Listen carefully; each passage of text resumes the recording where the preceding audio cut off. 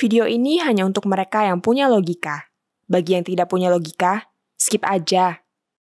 Tingkat hayalan para aktivis di Indonesia ini memang kadang luar biasa. Saya baru saja memperoleh cuplikan video yang menampilkan seorang influencer media massa bernama Irna Gusniawati. Dia ini mantan pemimpin redaksi SCTV. Di video itu, dia bilang suara PSI di pemilu yang sempat naik dalam rekapitulasi suara KPU terjadi karena adanya permainan. Tapi permainan itu ketahuan. Akibatnya banyak pihak mengawasi, sehingga tidak bisa lagi PSI menaikkan suara semena-mena. Dalam cerita itu dia menyebut-nyebut nama Chairil Tanzil dan nama saya. Kata Irna, Chairil dan saya bilang PSI akan lolos. Dan setelah itu, suara PSI naik terus. Jadi kata Irna, semua sudah disetting agar PSI akan lolos parlemen. Semua by design, ujarnya. Seolah-olah setelah Chairil dan saya bicara dengan penuh percaya diri akan menang, suara PSI sempat naik. Tapi kemudian terhenti gara-gara sudah semakin banyak pihak yang mengawasi. Irna dengan gembira bilang, karena udah banyak yang monitor, PSI akan dikorbankan. Judul videonya sendiri adalah PSI nggak lolos karena banyak yang monitor. Buat saya apa yang disampaikan Irna ini kelewatan. Dia dan kawan-kawannya mungkin tergolong orang yang sangat membenci Jokowi dan Prabowo. Sampai saat ini kan gugatan atas kemenangan Prabowo terus berlangsung. Tuduhan utamanya kubu Prabowo menang karena curang. Dan yang berada di belakang kecurangan itu adalah Jokowi. Tapi tuduhan membabi buta itu tidak hanya ditujukan pada Jokowi. Kebencian itu juga disebarkan ke jaringan luas orang-orang yang terkait dengan Jokowi. Dalam hal ini, PSI jadi diikut-ikutkan karena ada nama Kaisang.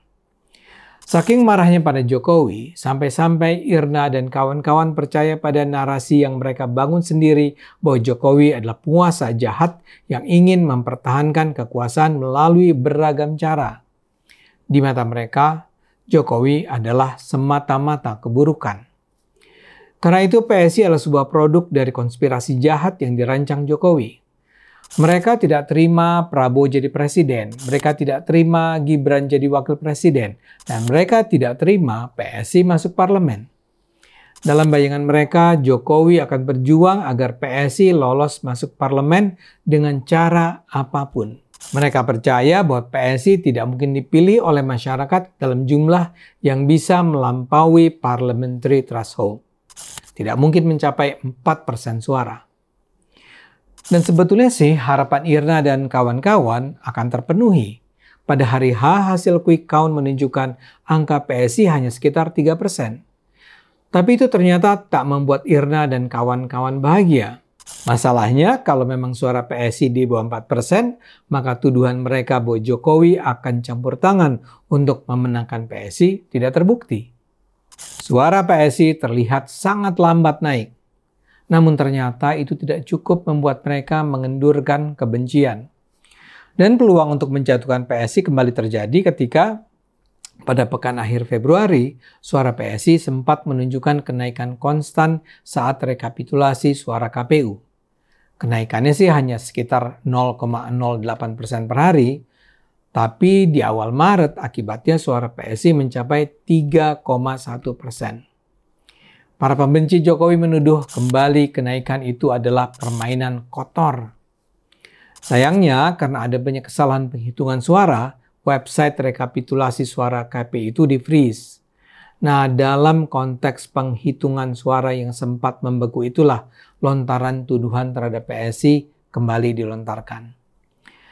Mereka bilang sebenarnya PSI akan dimenangkan, tapi karena terlalu banyak pihak yang memantau, strategi pemenangan PSI itu dibatalkan.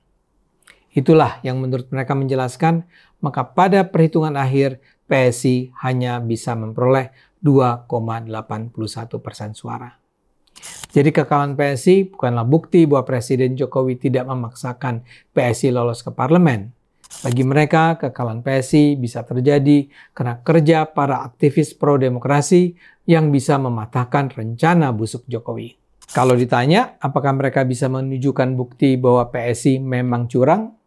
Apakah mereka bisa menunjukkan bukti bahwa suara PSI datang dari tindakan jahat kaki tangan Jokowi? Tentu saja tidak, karena PSI memang tidak curang. Tentu saja mereka tidak bisa menunjukkan bukti karena mereka pada dasarnya hanya memfitnah tanpa landasan. Tuduhan itu berasal dari kebencian pada Jokowi.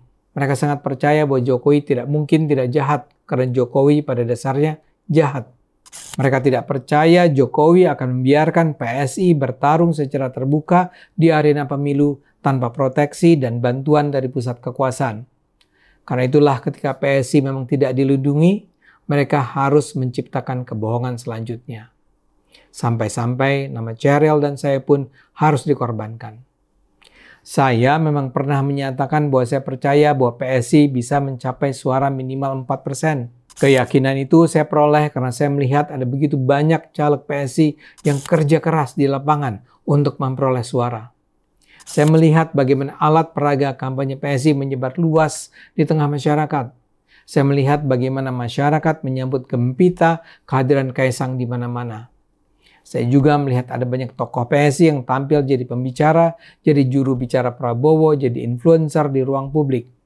Saya melihat bagaimana di daerah pemilihan saya, masyarakat menyambut saya dan kawan-kawan dengan tangan terbuka. Kami di PSI memang tidak boleh melakukan serangan fajar, menyogok masyarakat dengan uang, melakukan praktek kampanye kotor.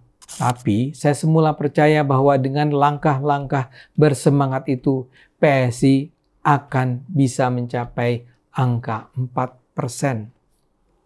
Karena itulah setiap kali diwawancara saya menyatakan saya percaya PSI bisa lolos.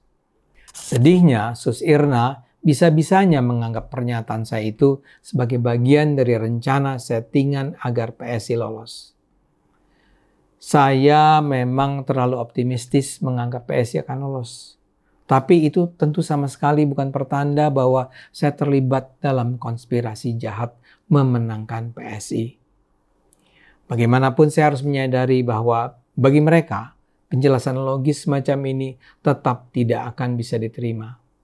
Bagi Irna dan kawan-kawan, semua hal yang terkait dengan Presiden Jokowi adalah semata-mata keburukan, termasuk PSI. Ayo gunakan akal sehat, karena hanya dengan akal sehat Indonesia bisa selamat.